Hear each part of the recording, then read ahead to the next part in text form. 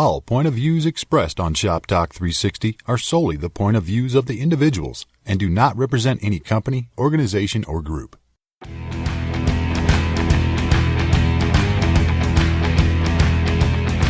Shop Talk 360, the industry's dedicated platform for commercial design, construction, and facilities. With more than 25 years building for national retail brands, an award-winning and best-selling author, keynote speaker, industry coach, and event producer, here's our host of Shop Talk 360, Grace Daly.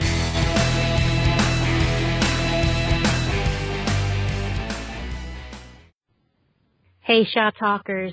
We're here with my very dear friend, Issy Cabrera, Director of Design and Construction with Focus Brands, Carvel. Issy, thank you so much for joining us. Thank you so much for having me back. What are you kidding me? I got so much feedback from the interview I did with you and Hope a few months back, and everyone just loves your energy. So, so glad you can join us for this holiday SpeedRound show. Of course, I wouldn't miss it for a second. Okay, great. Well, my first question to you is, what project or projects are you glad to be wrapping up for this year? Well, on the professional side, I'm glad to finally be open at New Carvel Express in New Jersey. In Paramus, New Jersey, is express, so it's a small menu, but it's inside of like a game center kind of thing. They have like battle caves, they have bowling, they have video games. So we're gonna be there in the food court area. So I'm just happy that we're wrapping up that one. So it's been, small projects are sometimes a big headache. So this one turned out to be more difficult than we thought it would be. But it's finally opening next week, so I'm happy that one is opening. Very excited. I'm sure the people in Paramus are very excited. Now, it's interesting. You said Carvel Express. So, is this the first prototype of that store of the Express to open? We have a lot of Carvel Express in the New Jersey area, usually in travel plazas, or like when we do co-branding with Cinnabon or Auntie Anne, that's what we call it, Carvel Express, because we don't sell cakes or novelties. We only do the soft serve and the shakes and the Carvel lunches and the sundaes. So it's a smaller menu because it's kind of like a faster turnout on people. And, if you're traveling and you need to stop on a travel plaza, it's not common for people to buy like a birthday cake or something like that. Sure. That makes total sense. Very smart. Very smart model. And I like what you said about sometimes when you guys co-brand with your sister company, Cinnabon.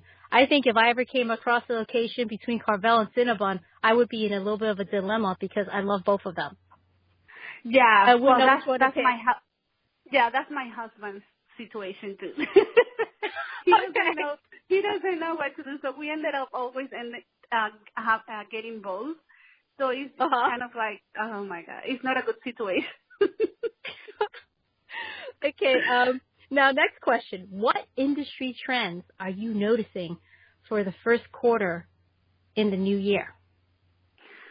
I've been noticing that, other concepts that they're being re-imaging or they're launching like a new image, they've been going a lot of, like the urban look, like the stress wood, everything, like recycle and environmentally friendly, recyclable.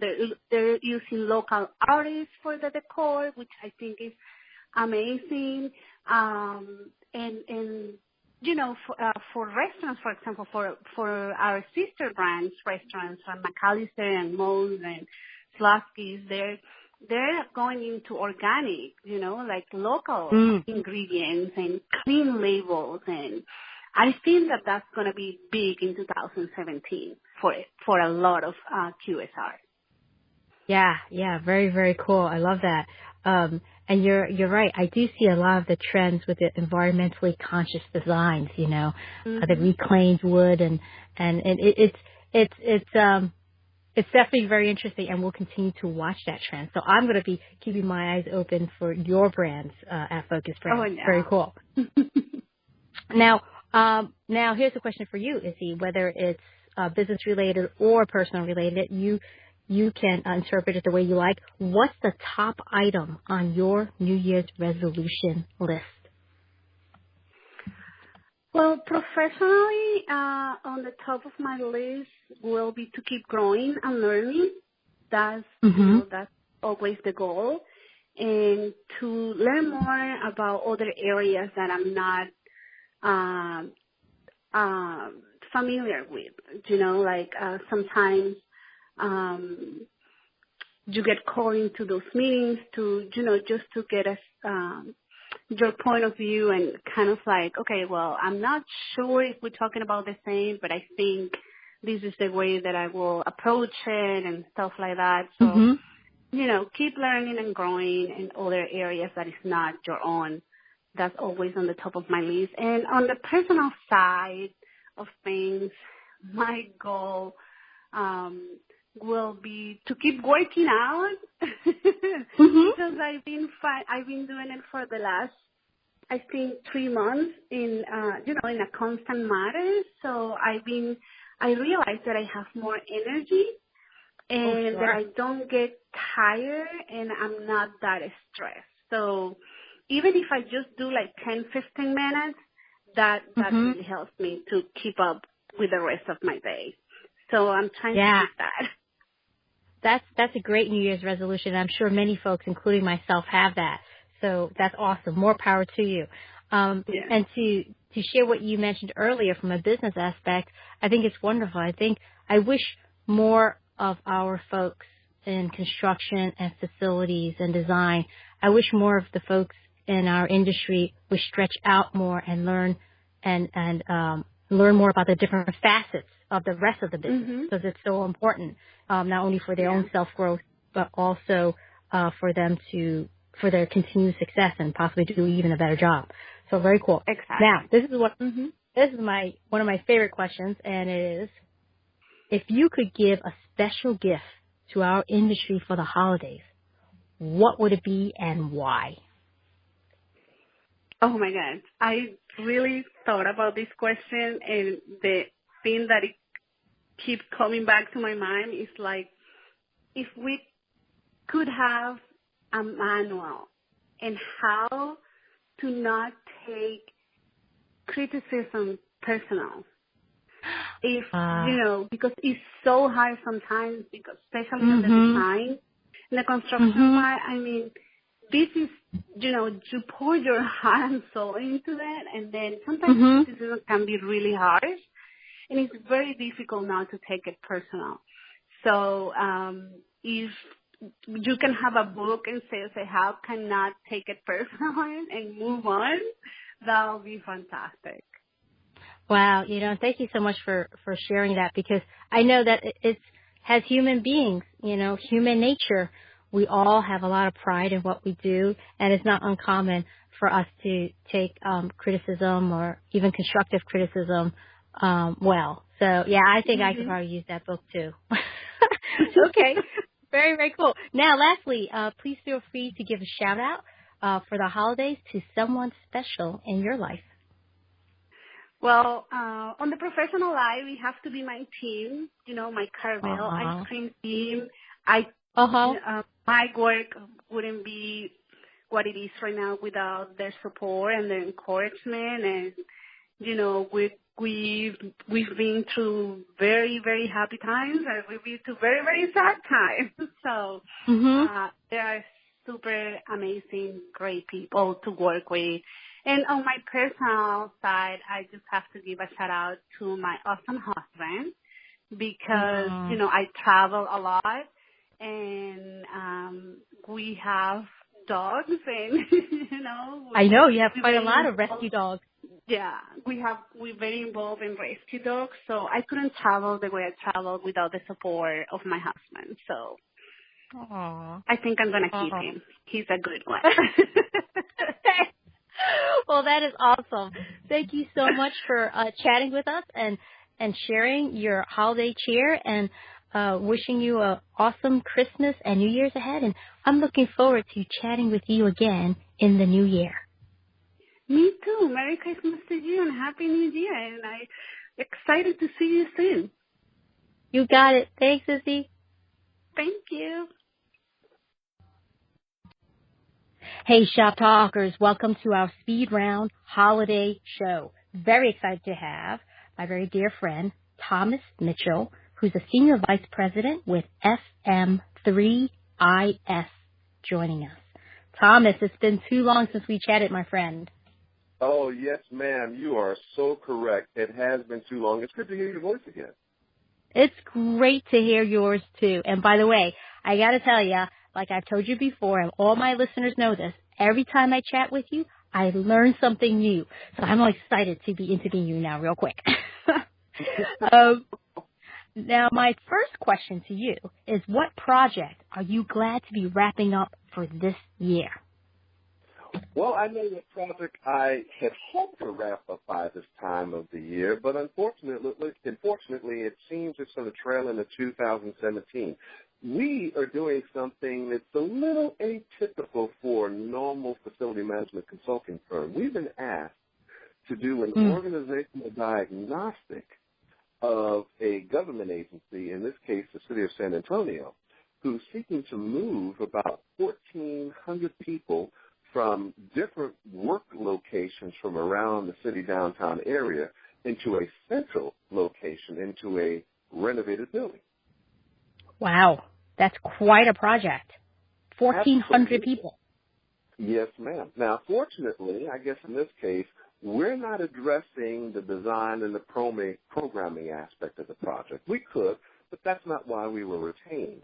We were retained specifically to determine the overall organizational wellness of the different departments that will be moving into these new workplaces. The idea, and it stems from human resources arena, the idea is if the people are performing at a high level of efficiency, then they're most likely to use the new workplaces they receive to continue delivering that high performance that will allow them to be a successful and a high-performing organization.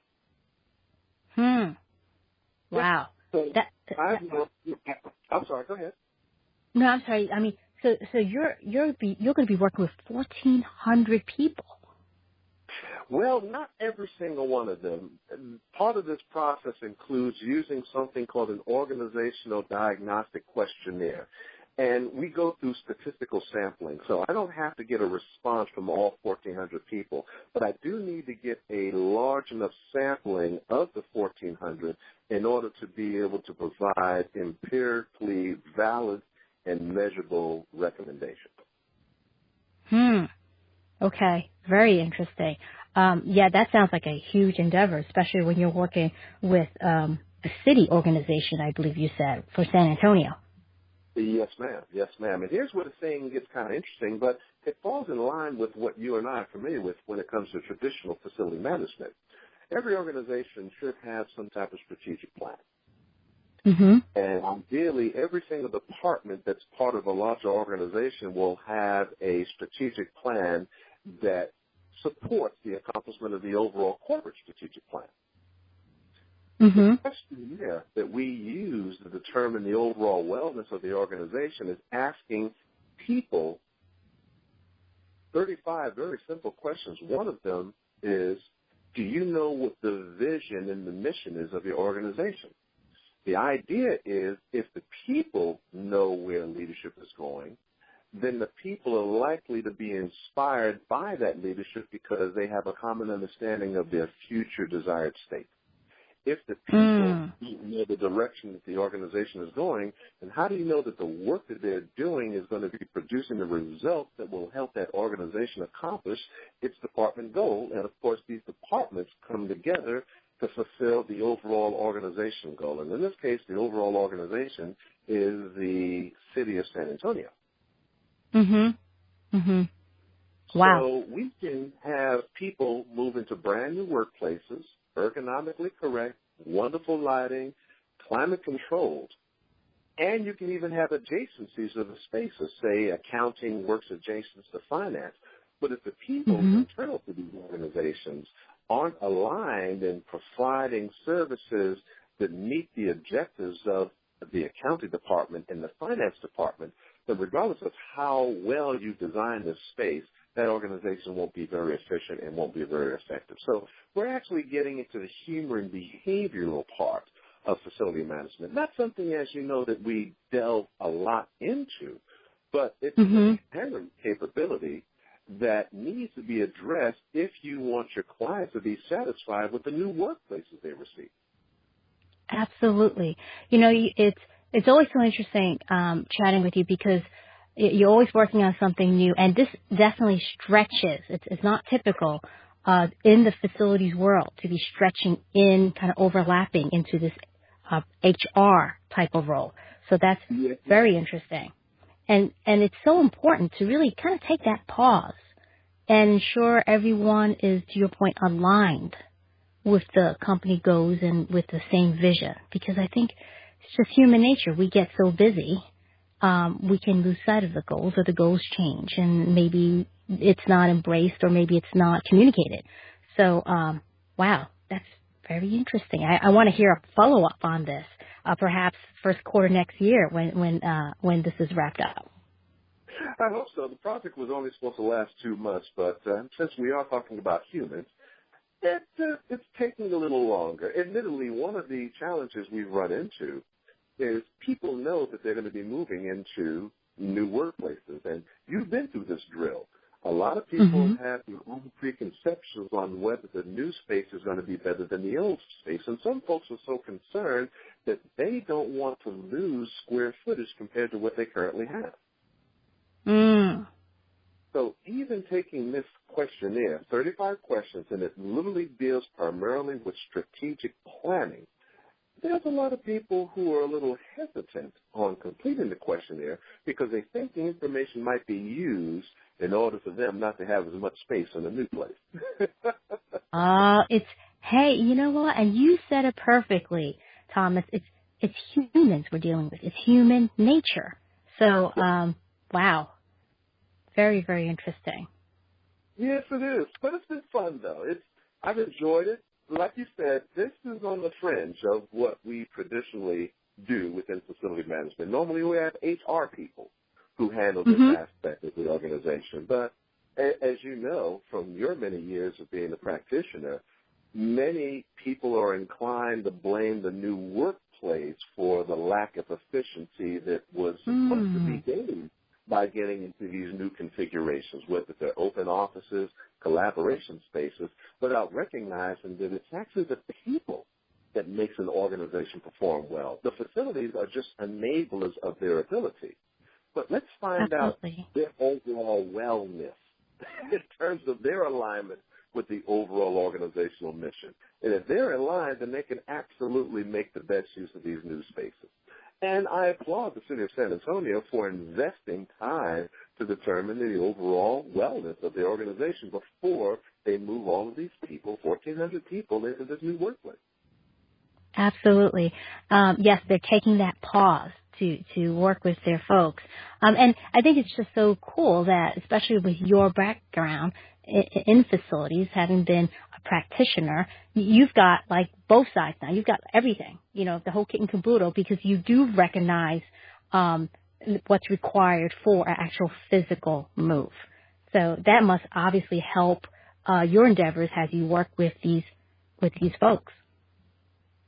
Absolutely. It's really been beneficial from my practical experience on, you know, the traditional brick and mortar part of what we do, but also being in different positions of leadership, and this one in particular, where you really have to pay attention to what motivates people to do what they do or don't do what you don't want them to do. And that's an area that, again, it's primarily human resources. There's different programs like the one I'm in right now that focuses on organizational leadership. This is a mainstay of it.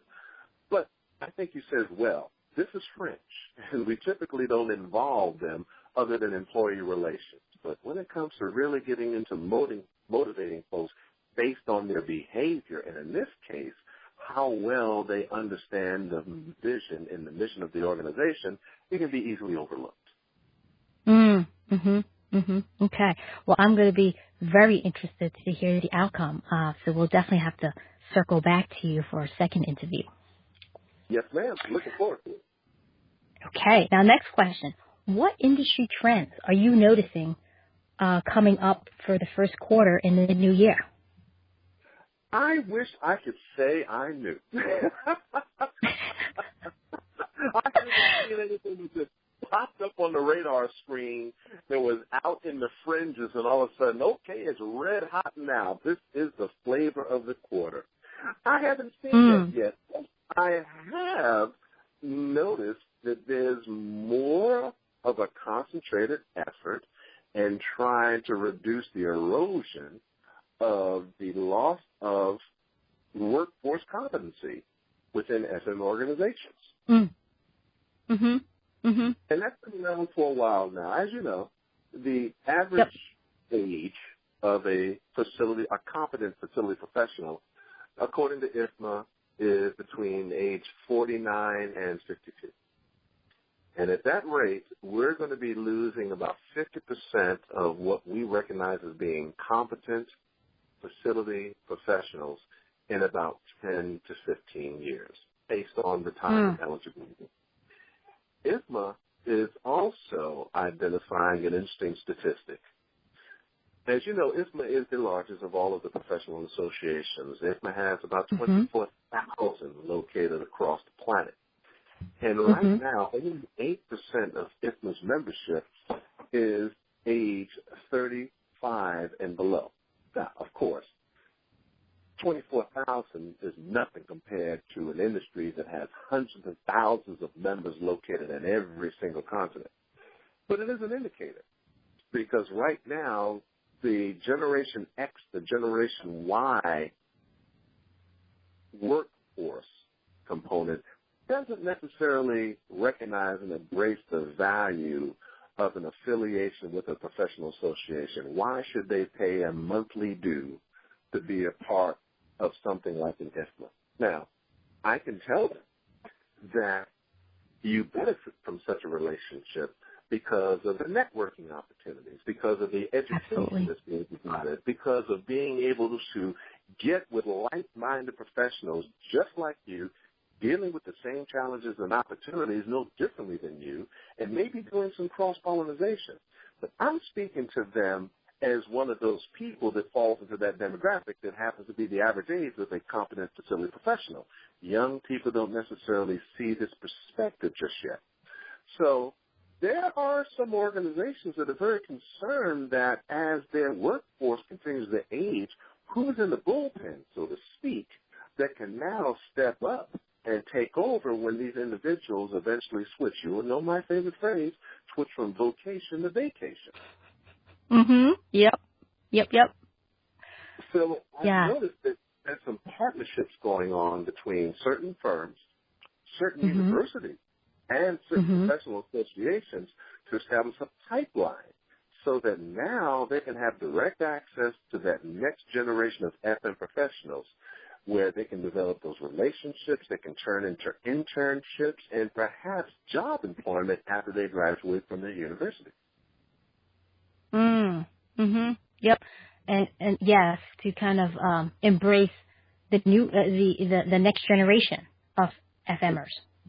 Absolutely. And you and I have a similar background. We kind of stumbled into FM. And it took us a while for us to even have a conversation like this. We may not have that amount of time when it comes to when the current group of leaders eventually transition out of the workplace. And that's why this deliberate approach that a lot of organizations have sought to take makes a lot of sense strategically as well as practically. Absolutely. Very, very interesting. Because also similar, I'm hearing, and I've been hearing, and we've had discussions with this, in the past year, I'm hearing from many contractors that there seems to be a shortage of skilled tradespeople in the field. Yeah. So it's interesting. Again, similar, and again, maybe from there, maybe through some of these contractor organizations, they can kind of mimic or do the same of what some of these organizations are doing, reaching out to colleges and reaching out to trade schools to help embrace the next generation, or even raise that awareness of that being a profession. It seems to be that so many of the younger folks now are getting into other areas, such as, technology is always a big one. But it's almost, I don't want to say it's like a dying art, but it's harder and harder to find skilled tradespeople out in the field. It is. Absolutely. I can tell you from when I served on the IFMA Foundation Board of Trustees that they have an initiative going on called the Global Workforce Initiative. And it's to deal exactly with what you're talking about right now. They're recognizing C&W Services came to them specifically saying that we know that our business model is non-sustainable because we're having a hard time finding people who are willing to work in what we would call blue-collar FM profession. Carpenters, electricians, HVAC mechanics, so forth and so on. So they established a working agreement that was invested into, meaning I think it was $50,000 a year that C&W was willing to invest in the IFMA Foundation to establish that pipeline so they could actually get in contact with the young people who are already involved in these trades, the few that there are, and a way of encouraging others to consider this profession because, admittedly, these are good salary jobs, particularly when you're talking about an organization that has a global footprint as well, and making sure that these individuals in these schools can connect with other professionals like within C&W Services so that they can have mentors and opportunities for continued development so that they can have a smooth transition into their employ. And that was a $50,000 a year, 5-year investment. And you think about that, it's like, why would an organization pay $250,000 to work with an educational, not-for-profit foundation? What are they getting in return? They're getting first pick of the fruit, actually. Because the foundation has these relationships with these schools already. So they can vector C&W to where these young people are being developed. And those top students now are recruited by C&W. And other organizations are looking to use a similar model. It just makes a lot of sense. Yeah, I love that. It sounds like a very smart, productive process. Very cool. Yep. Okay, now a few more questions. What's the top item on your New Year's resolution list? Admittedly, it's more personal, not professional. That's okay. That's fine. I just want to be able to make it through another year of this PhD program. Oh, wow. Yeah. Now, how far along are you? I'm about to enter year 4. Wow. There you go. So I'm more than halfway done. But I will be much more comfortable when I'm finally done. So please, anytime you can share some words of encouragement in my direction, I will happily take it, ma'am. That's my only resolution. Let me survive another year. All right. That's awesome. And you know what, though? I think, if anything, you're one of the most inspiring and motivational folks I know. So I think you're totally fine. But I'll check in on you from time to time for sure. Please. Okay. Now, here's one of my favorite questions. If you could give a special gift to our industry for the holidays, what would it be and why? Encouragement, because I know the best is yet to come. Love that. Okay. Now that wraps up our holiday speed round. But real quickly, feel free to give a shout out for the holidays to someone special. Well, no one in particular. Of course, you. Absolutely. Grace, I really hope you truly enjoy all the blessings that come from this particularly special time of the year. Oh, you know what? Thank you. But go ahead, I'm sorry. Well, in general, I would just like to say hey to everyone out there who, while everybody else is probably off of work right now, taking care of their final shopping needs, you have the professionals that are out there making sure that those stores, those restaurants, those workplaces are operating at peak efficiency. Those are labors of love. I know people are paid for what they do. We're not nearly paid as much as we're worth. So I'm just want to tell everybody there who is taking care of business today and throughout the rest of this week and the week after, thank you for doing everything you can to ensure that our profession maintains the high credibility that we have earned over these last several decades, and it's going to get even better in years to come. That's right, because the best is yet to come. Yes, ma'am. I'm convinced of it. You are so awesome. Thank you for chatting with us. And, of course, always thank you for sharing your passion with us. Really love that. And I'm sure the folks hearing this are going to adore it as well, too. So thank you for recognizing this industry as you always do with your wholehearted passion. Thank you, Thomas. Grace, you are so welcome. Thank you for being our voice out there. Okay. Well, we'll speak again next year. Have a wonderful holiday. Happy New Year. And Happy New Year to you too, ma'am. Bye-bye now. Hey, Shop Talkers. Welcome to our holiday speed round show. I have here joining us Sean Coakley, Vice President, Director of Facilities with TD Bank. Sean, so great to hear from you, as always. And it's always a pleasure to speak with you, Grace.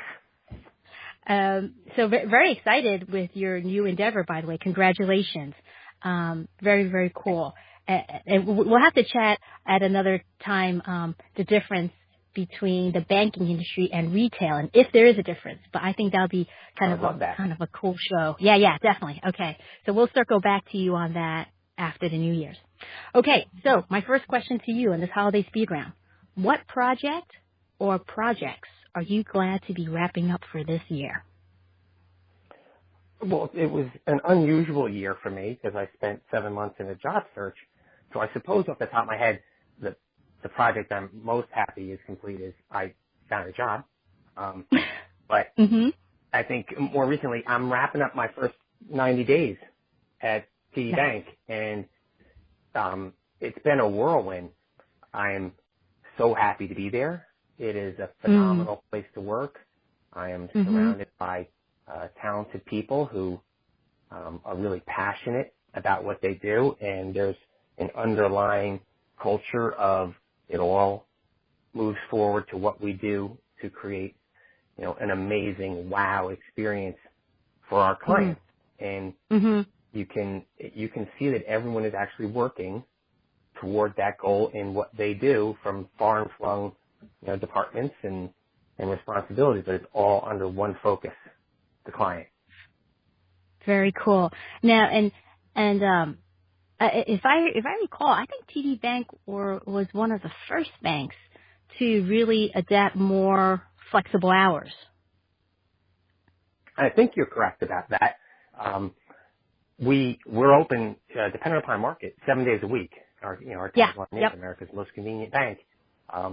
And we open early, stay late, are welcoming to dogs, which I'm a dog lover, and I think that's awesome. Every store has water bowl in it and biscuits for the dogs, and yeah. Very cool. So it's a really cool place to work and to bank. Okay, it sounds like it. And it sounds like it resonates with your energy because I know you are very passionate about everything you do. Not only are you an expert leader in our industry and facilities, but you're so passionate about it. So I'm so stoked for you and happy for you. Me too. Okay. Okay. You're welcome. Now, the second question. What industry trends are you noticing for the first quarter of the new year?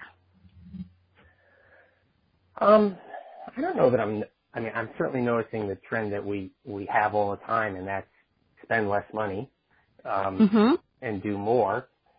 So finding efficiencies, I don't know that will ever go away. The trend I'd like to see is I'd like to see, us finding ways to leverage technology to improve, partnership between the clients and the service partners, so that we can both be more successful in what we do. So that, partners should make money. It's capitalism, and we should be able to take care of our clients in a way that keeps them happy and the partners happy, and we can see together. I can't imagine that that's not going to be something that will take a more prominent place in what we do. I'm speaking of technology. We'll hopefully find ways to leverage that so that we can help each other be more successful in taking care of our clients. Absolutely. I love your holistic approach. Of course, there's always that focus on the client and on the customer. But to your point too, with your, the partnerships you have with your vendors and your contractors and your suppliers, that adds to the success overall of your organization. So kudos to you for absolutely. for focusing on that. I'm responsible for something like 1,800 sites, and I've got six direct reports. We can't do that alone. We absolutely have to have partners in order to do that and be successful. And I want my partners to be successful. So I'm hoping that we're going to continue to find ways to find tools to help us help each other. Okay, very cool. Now, a question for you, Sean. What's the top item on your New Year's resolution list? Well, I'd like to get to the point where I feel comfortable again. When you get into a new job and with so much to learn, you just don't have your comfort zone anymore. And I'd be lying if I said I didn't miss that. But in another way, I'm trying to resolve to never feel too comfortable, to keep pushing myself to take on tasks that make me step out of that comfort zone, because that's how you grow. Yep. You learn. So I guess I'm heading into the new year wanting to be comfortable. And feel completely in command, but at the same time, to not let myself feel that way, to keep pushing myself to try different things and learn new things. And, you fail when you do that, and that's okay. That's how you learn. Yep. So I think I'm going to look for a balance between the two. Love that approach. Okay. Now here's one of my favorite questions. If you could give a special gift to our industry for the holidays, what would it be and why? I think I'm going to go back to the theme that I was on a moment ago. I'd like us to all to better understand each other's goals and aspirations and pain points. Very strongly that if you take the time to talk to somebody and understand their perspective and what they're trying to accomplish, and do the same for them so that they understand yours, that's how you start to form relationships, partnerships. And I'd love for the industry in general to think more along those lines. Unfortunately, we can be very transactional in the way we do things, and a lot of times it's, well, what have you done lately? Yes. I say all the time, perception's reality. So you're as good as your last screw up. And in reality to me, that's not the best way to look at it. You should look long term. You should look at finding really good service partners and take the time to understand what you're trying to accomplish. And listen to them too. What are they trying to accomplish? Maybe they want to quadruple the size of their business in 3 years. Well, maybe they don't. Maybe they just want to grow a little bit each year over year. Mm-hmm. Well, depending upon how you want to do things, they might be a perfect partner. I don't want someone who wants to quadruple. I'd like to have someone who's got a really clearly laid out plan and is taking the time to teach me about it, invest that time in me, help me be a better partner to them. That's what I'd love to see our industry do a better job of, is, help each other be successful. Because there's so many talented people on both sides of the fence in our field. And I think that, we're just scratching the surface in terms of how we can better partner for the long term to be successful together. Yeah, I gotta say, I love your approach, Sean. It's refreshing, it's authentic, it's vulnerable, it's everything, but it's real, it's authentic. So thank you so much for sharing that with us. And you're absolutely right. I get you, because if you understand where folks are coming from and what their goals are and what their version of success is, you can kind of match it to your success. Yeah, and see who's a good fit, and that's at the end of the day, that's all we can do is really help each other. I love this. I think in this podcast, you must have said help each other probably at least 4 or 5 times, and that's really refreshing. And I don't know if it's because, by nature we're facility folks and we're always looking to help and resolve issues and resolve problems and help people in general. Maybe that's what it is, but thank you so much for sharing that. Super cool. Well, you're welcome. Quite welcome. Okay, well, that wraps up our podcast, our SpeedRound podcast. Just real quickly, lastly, please feel free to give a shout out for the holidays to someone special. Well, I'm going to shout out to my good friend, Tom Bonnell at Metrotech, who I think it was 9 days ago had a hip replaced. I've been checking up on him via text. He's doing very well.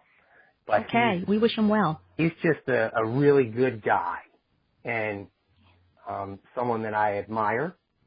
Because of the heart that beats inside his chest and the person that he is. And I wish him a speedy recovery. Ah, that's awesome. Okay, we wish Tom a speedy recovery as well. Well, we will definitely chat with you again in the new year. I would love it. Okay, Happy New Year, Sean. Same to you, Grace. Merry Christmas. Thanks for joining Shop Talk 360. Real conversations in the commercial design, construction, and facilities industry. You can reach out to us at grace@gracedaily.com.